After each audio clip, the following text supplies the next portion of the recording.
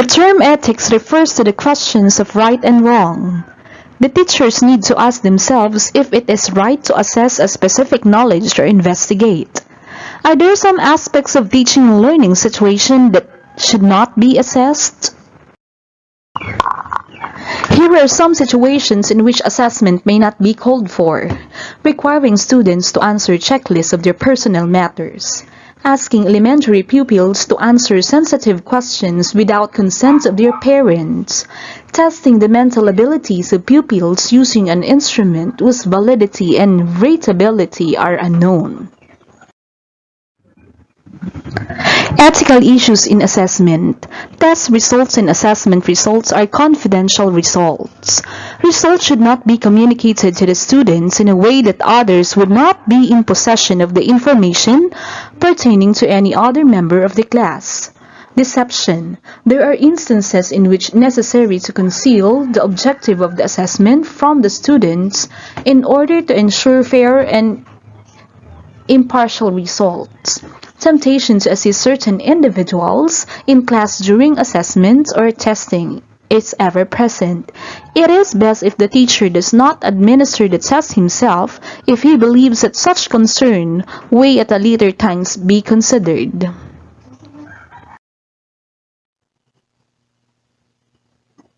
Ethics in language testing.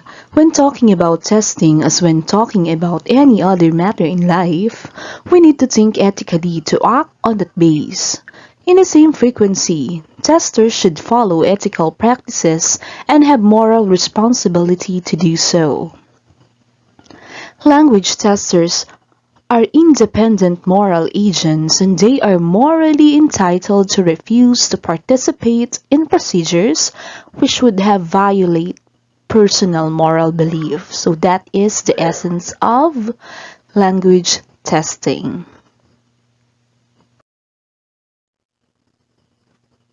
Test scores should give an accurate picture of students' knowledge and skills in the subject area or domain being tested.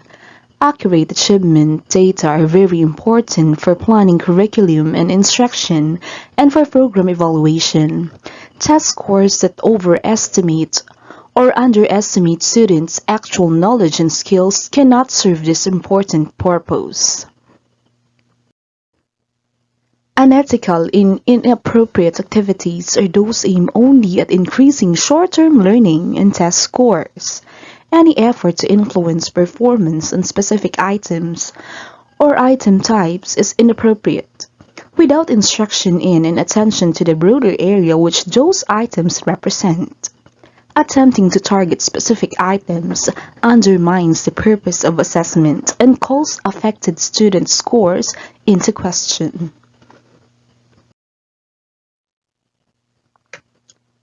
The three main areas of concern can be distinguished here. The first one is the accountability, the second is the washback, and the third is the test impact, in which all of these elements or areas of concern will be described or will be explained on the next slides. In terms of accountability, so there's a minimally accountability would require test developers to provide test takers with complete information on what is expected of them in the test.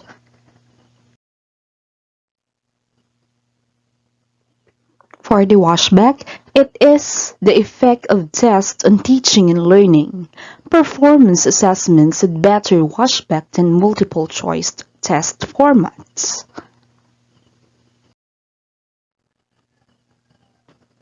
However, research both on the presumed negative washback of conservative test formats and on the presumed positive washback of communicative assessment has shown that washback is often rather than predictable.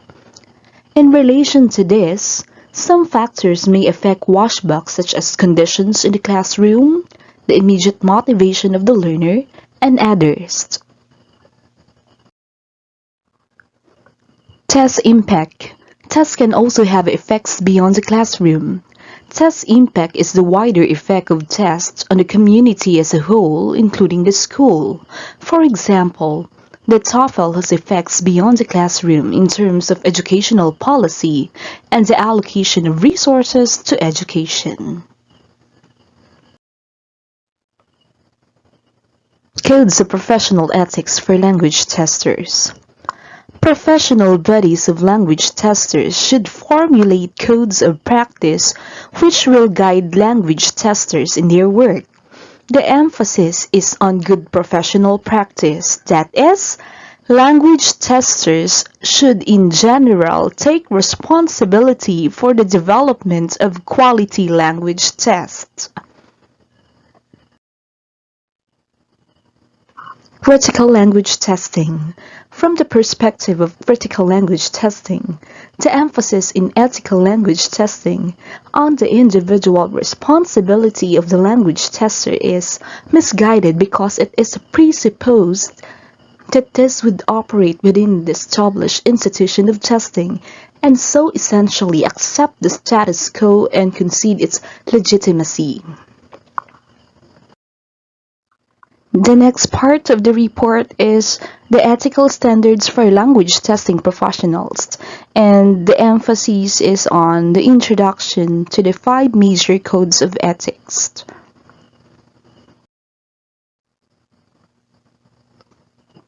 So we have here the analysis of the 5 codes of ethics. We have 5 professional language testing codes. The first one is the Code of Ethics, followed by the Guidelines for Practice of the International Language Testing Association. The third is the Principles of Good Practice of the Association of Language Testers in Europe. The fourth, the Guidelines for Good Practice in Language Testing and Assessment of the European Association for Language Testing and Assessment. And the last is the Code of Good Testing Practice of the Japanese Language Testing Association.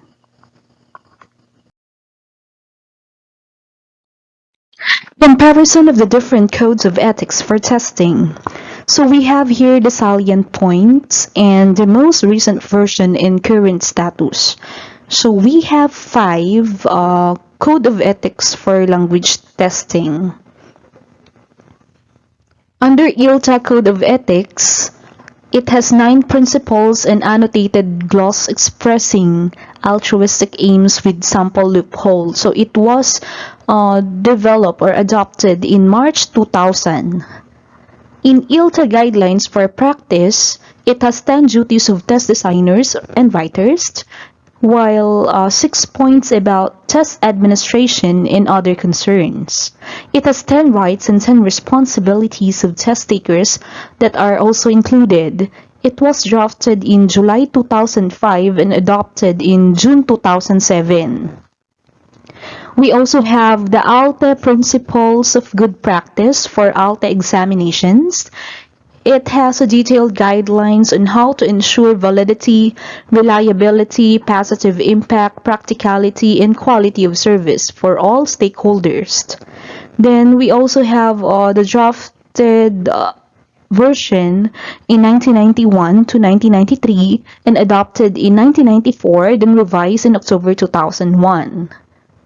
The fourth Code of Ethics for Language Testing is the IALTA Guidelines for Good Practice in Language Testing and Assessment. It has 9 queries about testing and assessment, education plus 31 considerations in developing tests, and it was adopted in May 2006. And lastly, we have the JLTA Code of Testing Practice. So very similar to the ILTA guidelines with an extra provision on items written by non-native speakers of the language being tested and must be checked by competent native speakers. So it is proposed in September 2002 and adopted in 2006.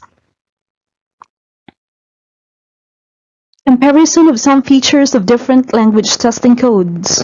The first one is a column for test characteristics, and then the succeeding column are for the different codes of ethics for language testing. So here we have the ILTA Code of Ethics, the ILTA Guidelines for Practice, the ALTA Principles of Good Practice for ALTA Examinations, the EALTA Guidelines for Good Practice in Language Testing and Assessment, and the last is the JLTA Code of Good Testing Practice. So, under test characteristics, we have here the symbols and a partial feature of the code and the X for not feature of that code. Okay, so when I will repeat, if it's 0 or O, it's the feature. If it's a triangle, it's a partial feature. And if it's an X, it's not a feature. Okay, so let's have the concern for client confidentiality. It is present in ILTA Code of Ethics and ILTA Guidelines for Practice, as well as the JLTA Code of Good Testing Practice. And it is not present in IALTA Guidelines for Good Practice in Language Testing and Assessment, but partially practiced or observed in ALTA Principles of Good Practice for ALTA Examinations. Let's have the next test characteristics. The native speaker checking of test. So these are not observed or not a feature of ILTA Code of Ethics, ILTA Guidelines for Practice, ALTA Principle of Good Practice for ALTA Examination, and EALTA Guidelines for Good Practice in Language Testing and Assessment. But it is observed in the last, the JLTA Code of Good Testing Practice. Now, let's have the third characteristic, the concern for ongoing education and professional development. So, this is the feature of ILTA Code of Ethics, ILTA Guidelines for Practice, and ALTA Principle for Good Practice for ALTA Examinations, as well as the JLTA Code of Testing Practice, but not present in IALTA Guidelines for Good Practice in Language Testing and Assessment. Let's have the fourth characteristic, concern for responsibilities and rights of the test takers. So, not all, but in ILTA Code of Ethics, ILTA Guidelines for Practice, and JLTA Code of Good Testing Practice, these are observed, but not in ALTA Principle of Good Practice for ALTA Examinations and IALTA Guidelines for Good Practice in Language Testing and Assessment. Now, let's have the concern about examine cheating. Okay, so all of the 5 testing codes of ethics are not having this feature. And the last, mention sanctions or punishment. So it is mentioned in ILTA Code of Ethics, but not mentioned in ILTA Guidelines for Practice, ALTA Principles of Good Practice for ALTA Examinations, and the IALTA Guidelines for Good Practice in Language Testing and Assessment, as well as the JLTA Code of Good Testing Practice. So it is now on you on how you will assess the goodness of the different language testing codes based on the comparison that we have presented on this table. For the conclusion, let's have the final word on standard and ethics. So it has been a suggestion that ethics in language testing is no more than an extended validity. It is the argument of Alderson, Clapham, and Wall 1995 that ethics is made up of a combination of validity and washback. Validity, and particularly consequential validity, is defined by Messick 1989 as being concerned with the social consequences of tests used and how test interpretations are arrived at. Gibbs 1994 considers that consequential validity represents a shift from a purely technical perspective to a test use perspective, which characteristics has been detected as an ethical perspective. Okay, so that would be the conclusion. Here are my references. Brown D. 2004, Language Assessment Principles and Classroom Practices, White Plains and Y. Pearson Education Incorporated. Hughes 2008, Testing for Language Teachers, United Kingdom, Cambridge University Press. McNamara T. 2008, Language Testing, Oxford, New York, Oxford University Press. This has been the end of the report in language testing.